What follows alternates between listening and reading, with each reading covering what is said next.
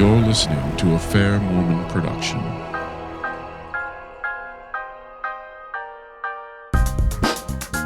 Welcome to Fair Mormon's Front Page News Review, where we provide content and analysis of the past week's media coverage of the Mormons and the LDS Church. I am your host, Nick Galletti, and with me via the internet is manager of the Fair Mormon Front Page News Service, Cassandra Hedelius. We hope this will be an edifying and entertaining experience. What we present is not to be understood as being the official position of Fair Mormon or the Church of Jesus Christ of Latter-day Saints. We speak for ourselves and sometimes not even then. So, Cassandra, let's get into this week's news. I speak for myself, but oh, that's good. Yeah, don't hold me too responsible. You can't have it both ways. Okay. So let's go over the top stories that took place this last week, starting off with Mitt Romney possibly running for president a third time. What's up with that? All right. Yes, everybody's buzzing about the return of the Mormon moment, which in a way is bound to be good. You know, they say that that any publicity is good publicity, which I tend to agree with. We get exposure, people get curious, and they're going to hear a lot of misinformation and goodness knows a lot of snark, but they're also going to be able to hear a lot of interesting information that's going to make them curious and possibly want to learn more. So a Mormon running for president of the United States, I think, is a great thing. From the point of view of someone who manages Fair Mormon's front page, though, it's a massive headache. During the height of the campaign last time around, 2011 and 2012, normally our front page newsletter gets between 11 and 20 articles every day, somewhere in that range. During the height of the campaign, it was more like 80 articles a day, some days. It was really kind of absurd. And I think that that's when a lot of these news organizations looked at the numbers and learned that when you put Mormon in a headline, you get clicks. And of course, for an internet news site, when you get clicks, you get ad revenue.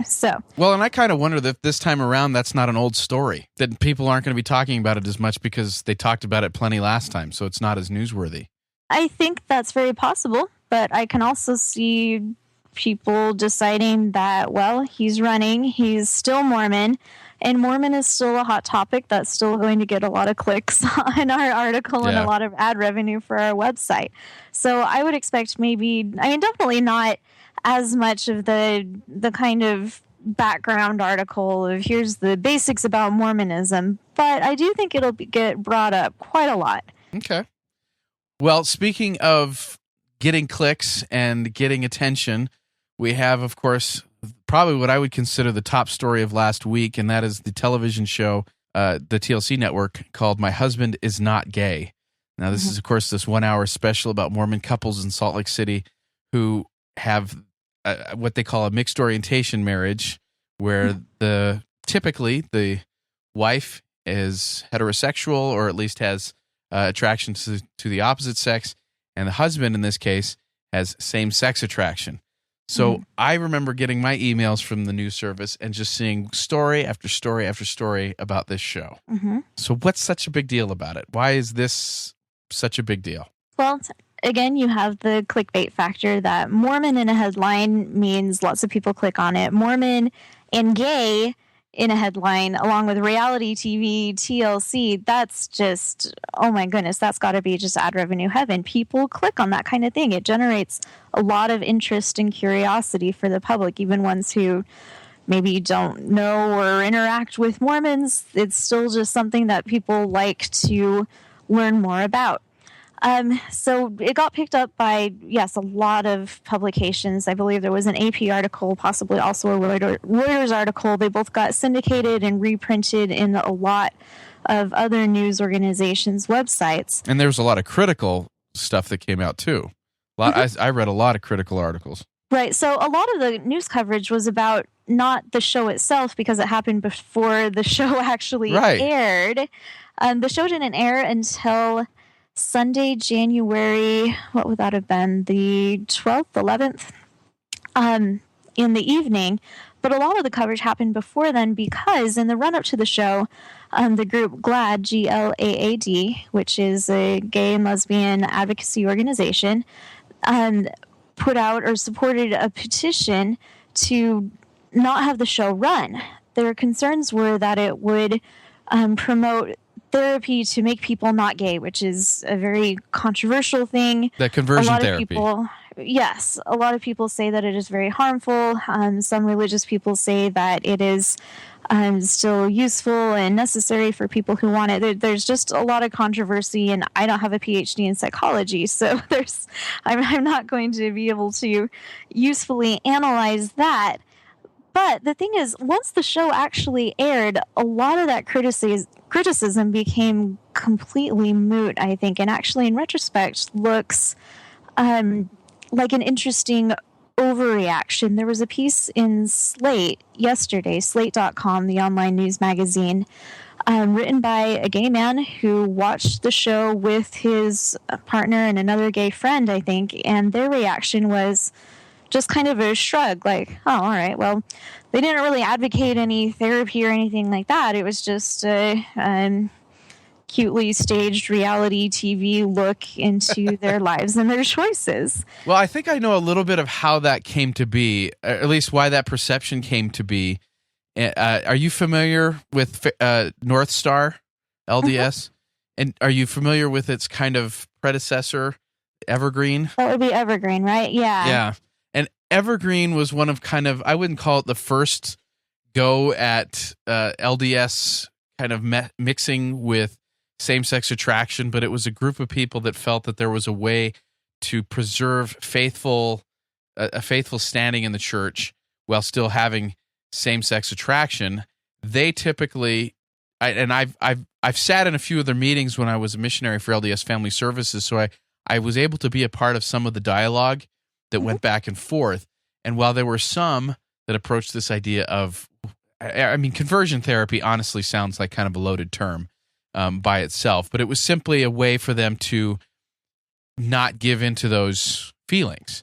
Whereas the typical gay and lesbian community sees that as a massive denial of who you are and an assault on yourself and things like that. In fact, in this article that you have linked through the Fair Mormon site, there were people that were talking about, here there's a quote that was from the person that started the petition, Josh Saunders, who identifies himself as a gay Christian man.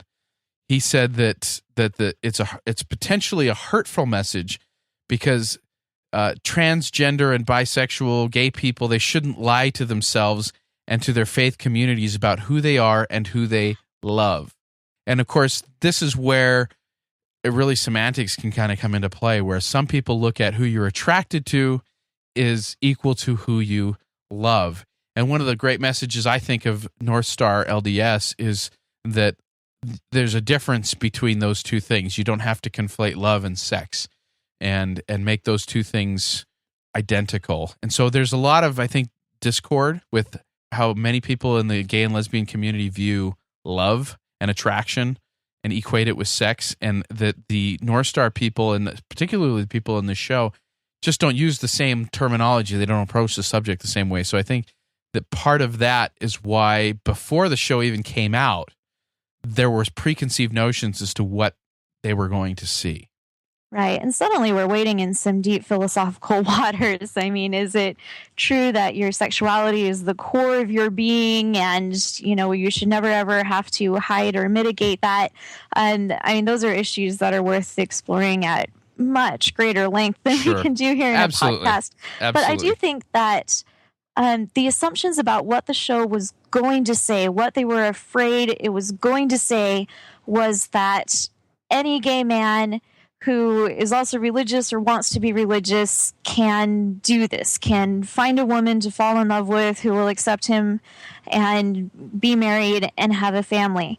And I wasn't able to see the show. I don't have that channel, but I understand that the show, I have another friend who is also in a similar marriage, and he actually is a member of Fair Mormon and has done some really great work for us, a couple of conference addresses that maybe we can link in the post for this podcast. His take on it is that he is a gay man. He is in a marriage with a heterosexual woman who knew up front what his position was, who he was, and decided that she could make that work, and they have an adorable child, and it's working for them. But he sees it as more of pretty much a miracle that he was able to find, he said, the one woman on earth that he's attracted to. So it's not that this is about men being bisexual and choosing to be in a marriage. No, they are homosexual, and they are finding just one woman who they can make it work with. And they're not saying that that's something that can happen for every gay man or even every gay Mormon man. They're not universalizing this or doing it as a prescription for anybody. And they're not pushing controversial therapies, except to the extent that if you are religious and you are homosexual and you want to continue living your religion standards on sexuality, then sometimes therapy can be very helpful in not helping you. I mean, I wouldn't term it repressing or stifling your sexuality, but just channeling it, learning to deal with it in a way that you can still maintain your religious standards. There are so many issues here, and I mean, obviously people are a bit touchy and jumpy about it because it is a hard thing to be gay, and especially to be gay and religious. But I'm just really glad that the TV show, when people were finally able to see it, more of the reaction was just, oh, okay. It's just them. It's just telling their story. We can have room for people to tell their stories. Right. And I want to put in a quick little plug here for Tom, who actually appeared on the show, who also did a podcast for us here at Fair Mormon on our Rise Up podcast back in September, where he kind of talked about his experience with this issue and gave some guidelines and some suggestions. And it's really a great little podcast. It's only about 15 minutes long, but it was interesting because he came over to my house to record, and he told me at the time, hey, there's this special that we recorded already. This was, back in September, this had already been recorded a long time before that. And he said, I don't even know if this thing's going to come to light because there's going to be so much opposition to it. I mean, these were things that he knew about before even agreeing to come on. So again, we're dealing with people who kind of knew what they were getting into and knew that this was going to be a little bit of a controversial subject, but knew that what they were living and what they were believing was more important. And that was the message they wanted. So, all right, next story. Mormons and Muslims. The story is talking about how South Park and other people have been able to, I guess, not really make attacks on, but have been able to kind of poke fun at different religions. But with the terrorist attacks in France, over the satirical images of Muhammad that were drawn, we have this issue of talking about how Mormons and Muslims are different in how they seem to respond to critiques. And so the article that I'm looking at here is just one out of, not a lot of articles focus very directly on this. It's more just something I'm seeing brought up more subtly in a lot of the coverage of the Charlie Hebdo murders. In France, people were murdered basically for satirizing Muhammad. And people are drawing this analogy that, well, here in the U.S., we have had South Park making fun of Mormons and Muslims and everybody. I don't know if there's anybody Catholics, they don't Scientologists, make fun of. yeah. Right. Open season. But then we also had the Broadway musical, The Book of Mormon, which is not just, I think that South Park's audience is pretty large, but I think that The Book of Mormon, the musical, could be said to have a much wider reach in the culture. It's become even kind of even a cornerstone of our culture at this point. It's the Broadway show that if anybody's seen in the last few years, that's the one that they've seen. Right. But it's not even satire, though. I don't even know how you'd categorize it. It's just, there's just very little truth to it. Yeah, that's a good point. I guess satire is a word that will do, but I was talking to a coworker the other day, and she found out I'm Mormon and said, I saw the Book of Mormon on Broadway. I'm like, great. Yeah, that has nothing to do with us, you but don't thanks. know anything. And so this is a weird topic because it's not really about Mormons. There's no actual Mormon component to what happened in France. But it is interesting that for purposes of, everyone now is trying to work out what does this mean for free speech, for our ability to disagree with or lampoon religions and ideologies that we don't like. Here, we're Americans. We love free speech and we love things like the Book of Mormon. And yet there are news organizations in the U.S. that are censoring satirical images of Muhammad out of safety concerns, but also the statements that are being put out by like the Associated Press and the New York Times, I believe, are saying that this is also out of deference to the sensibilities of religious believers. To which, as a Mormon, I kind of cock my head and say, oh, really? Because you were sure enthused about the Book of Mormon Broadway show. Absolutely. So I don't know if there's a lesson to take away from this yet. Just it's very interesting to see these conversations unfolding, that people are realizing, well, there can be real consequences to hurting people's religious sensibilities. Not that we want terrorist attacks to become a thing, and not that in any way excuses what they did, but we are going to be talking about for a long time, I think, where to draw the line between not inflaming people who are eager to be inflamed and respecting religious sensibilities, but still maintaining our right to lampoon them when they're lampoonable. Lampoonable? Yes, lampoonable. That's a good Everybody word. is. So we'll see in the coming months. I think we'll be talking about this more. Well, certainly if Mitt Romney decides to run and we kind of pick that scab again, then this whole Mormon moment issue comes back up. And that almost kind of leads into our last topic, and that is this article that came out that talked about the percentage of a particular religious faith and how much percentage they have in Congress versus the percentage that they represent in the actual American population.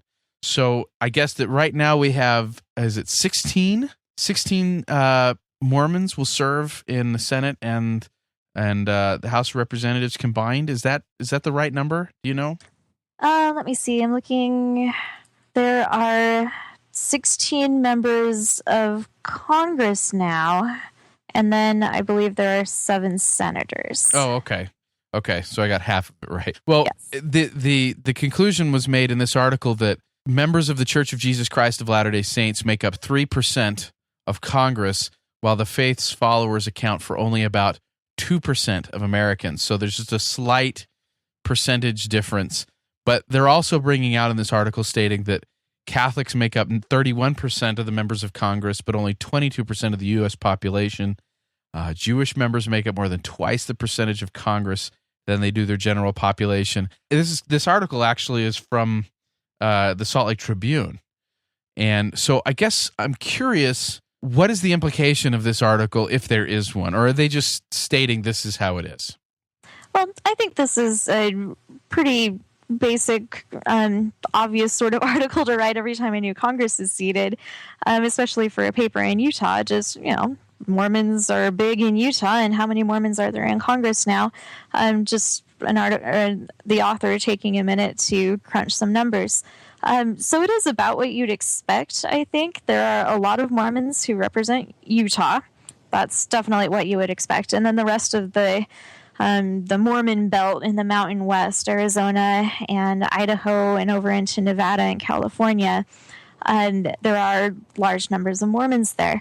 Although it is pretty interesting that Nevada right now actually has 2 Mormon senators. That is not what you'd expect. Mormons make up a pretty large proportion of the population of Nevada, but not that large. And so, there are 7 Mormon senators right now, which means 7% of the senators in the United States are Mormon, which is wildly out of proportion to the Mormon portion of the population at large. But on the other hand, the United States Senate is not a proportionally governing body. Every state has 2 senators, no matter its population. So it's just interesting, I guess. It's just an interesting trend to note, and especially when you've got some political quote unquote superstars who are getting talked about a lot, even outside of their Mormonness, like Mia Love, the first female Black Republican who is also Mormon. There are so many angles for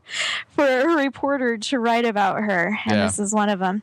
So it's great to see that they are continuing the tradition of the LDS Church Caucus, they call it, meaning just that Mormon legislators get together once a month or so and talk about Mormon stuff, I guess. Buck McKean of California was the one who ran that for a long time, but he's just retired. So it sounds like some of the newer representatives, Jason Chaffetz of Utah, are going to keep that going. So there are a lot of Mormons in Washington, which can be hilarious. You'll hear rumors, or at least I hear rumors out here in Maryland about how the Mormon temple in D.C. has a replica of the Oval Office so the Mormons can take over the government. It's really kind of hilarious, the urban legends that you get. I have not heard that one. Yeah, that's a good one. All right. Well, those are the top stories from this last week. We want to encourage people to check out the Fair Mormon blog at blog.fairmormon.org, where they will be able to see the articles from this past week, a series of articles from John Gee on why do they leave, focusing on why some of the youth leave the church. We also have Faith and Reason 34, episode 34 of our podcast series. This one focused on ancient shipbuilding, both Noah's Ark and how it correlates with the boats that the brother Jared built in the Book of Mormon. And then I went through, being the manager of podcasting for Fair Mormon, I went through the 2014 highest listened to or visited podcast episodes. And I don't know if this is a good thing or a bad thing, but we discovered that the number one episode from 2014 actually came from 2013. And it was that popular, and it was one that we decided to throw into our Rise Up podcast series for the youth. And it was entitled, What's Wrong with Masturbation, by our Executive Vice President, Steve Densley. So we decided to re-put that one up, and so you can check that out as well. You know, a note about that post, sorry. Go for it. It wasn't just Steve. That the text of that was contributed to by a medical doctor and a family therapist professional. Yes. So, a bit more credibility to that. Yes, and Steve was the reader on it. He was the one that recorded it and presented it. But it's got some really great information, as do hopefully all of our podcasts, including this one. So we want to thank you guys for listening, and tune in each week to the Fair Mormon front page news review, where Cassandra and I will review the week's news and give you some additional perspectives to help you digest that information. So thank you for listening, and listen next week as well.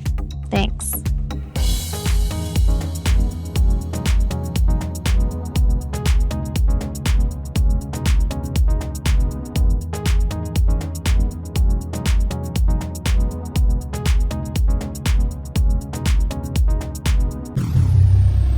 This has been a Fair Mormon production.